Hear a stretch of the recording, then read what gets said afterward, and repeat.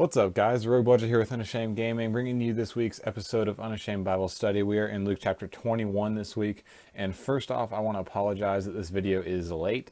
It is early Friday morning now, and I'm recording it. It'll probably be up within the hour, so a few hours late. I just had a busy week. I graduate next week, so it's been busy, but I'm not going to try to make too many excuses, so I'm going to jump right into it here, but again, I am sorry for it being late. Luke chapter 21 is rather a short chapter. It really only has two different sections of material, one of them much bigger than the other.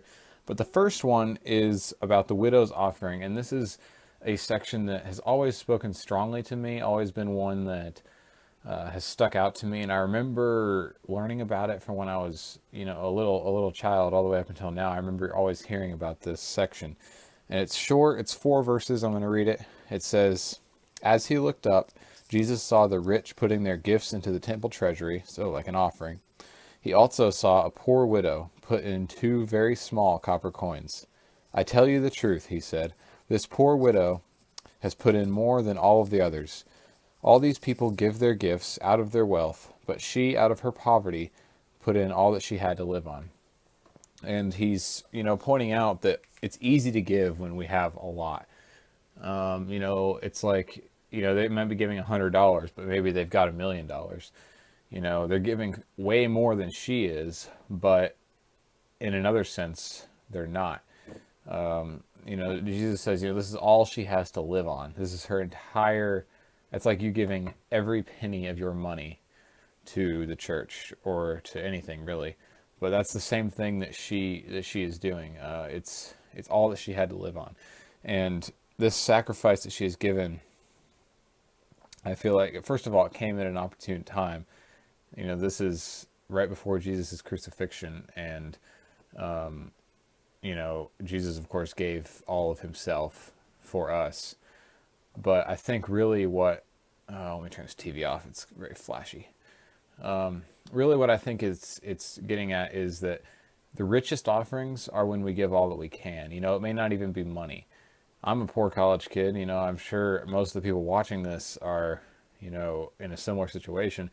So, it doesn't necessarily, I can't necessarily give a lot of money at church, or something like that.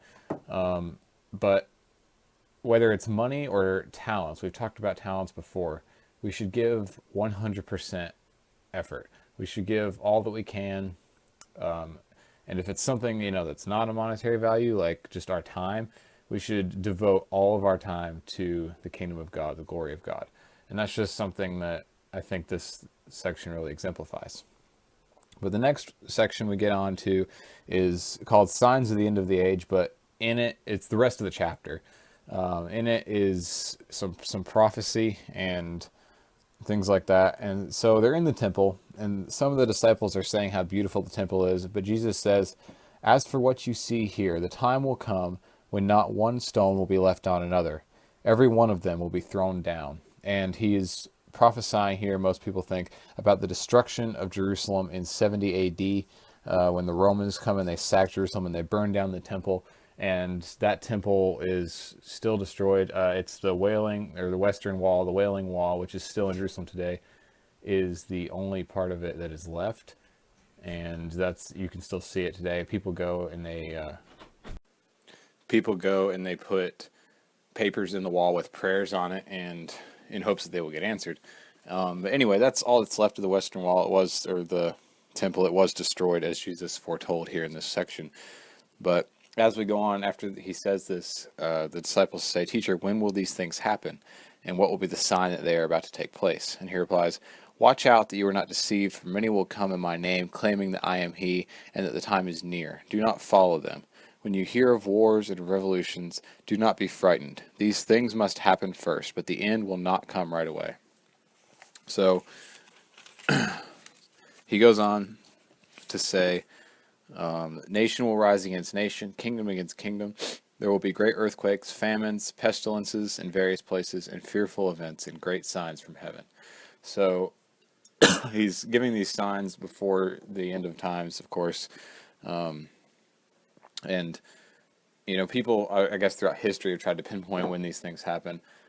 But a lot of them, you hear people even today saying that these things are happening now as we speak. And I'm not going to say that's not true. It could very well be true. But I think the point of what Jesus is saying throughout here, and it might become more apparent towards the end, is that we should always be ready, always be watchful, because really we don't know. It could happen at any time. But he goes on to say, before all of this, they will lay hands on you and persecute you. They will deliver you to synagogues and prisons, and you will be brought before kings and governors, and all on account of my name. This will result in your being witness to them. But make up your mind, and do not worry beforehand how you will defend yourselves. For I will give you words of wisdom, and none of your adversaries will be able to resist or contradict. Well, I'll go ahead and finish this paragraph. It says, for you will be betrayed by your parents, brothers, relatives, and friends, and they will put some of you to death. All men will hate you because of me, but not a hair of your head will perish. By standing firm, you will gain life. So, firstly, he's saying, you will be handed over to criminals, to other people. You will appear before judges, on account of me. And he's saying, in this way, you will be a witness to me. But don't worry about how you're going to do that. Don't worry about what you're going to say. How you're going to be that witness, because I will give you the words in those times. And Christians, have been persecuted throughout history. And, differently at different times. The early church was, many were put to death. Many were severely persecuted. In parts of the world today, people are still put to death for being Christians. But even in America, a free country, we are still persecuted in different ways, whether it be, through social media or media in general, or your friends at school or not friends or whatever. We're still persecuted every day, and when we're persecuted, we are put in a spotlight. And when we're in that spotlight, that's our time to make a choice. Either we can fulfill the stereotypes or the negative sides that people place on Christians, or we can be a witness to Christ. And whatever happens because of that is, what happens. But Christ says he will give us the words to say when it is time to be a witness to him, and that is always true. No matter what the situation is, when we're witnessing about Christ, he will give us what it is that we need to say, and we need not worry about it. Also, it's very important to remember that,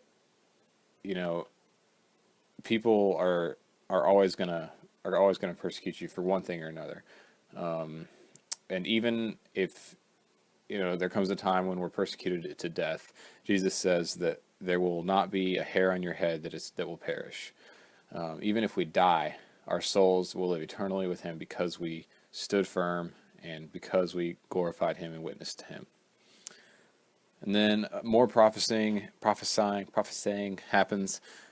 He says, you will see Jerusalem surrounded by armies. You will know the desolation is near. He says for those to flee to the mountains, which is unusual. Generally, if, an attack is coming, people take refuge inside the city walls. But Jesus, of course, knew that the city would be destroyed, so he tells the people inside to leave and go to the mountains and escape. And again, this does end up coming true when the Romans come and sack Jerusalem.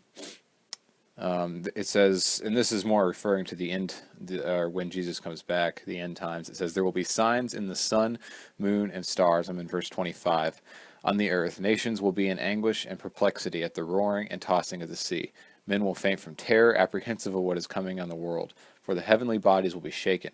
At that time they will see the Son of Man coming in a cloud with power and great glory. When these things begin to take place, stand up and lift up your heads, because your redemption is drawing near. He told them this parable. Look at the fig tree and all the trees. When they sprout leaves, you can see for yourselves and know that summer is near. Even so, you will see these things happening. You will know that the kingdom of God is near. So it's not going to be necessarily just a all of a sudden thing. We will know that it's coming. And even when it does come, he says there will be no mistake. For he goes on to say, well, first he says, heaven and earth will pass away, but all my words will never pass away. So these things will remain true forever.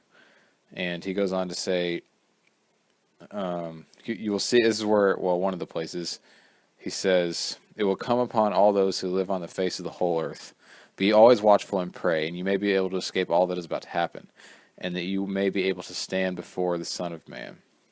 So he's saying, be watchful, always be ready.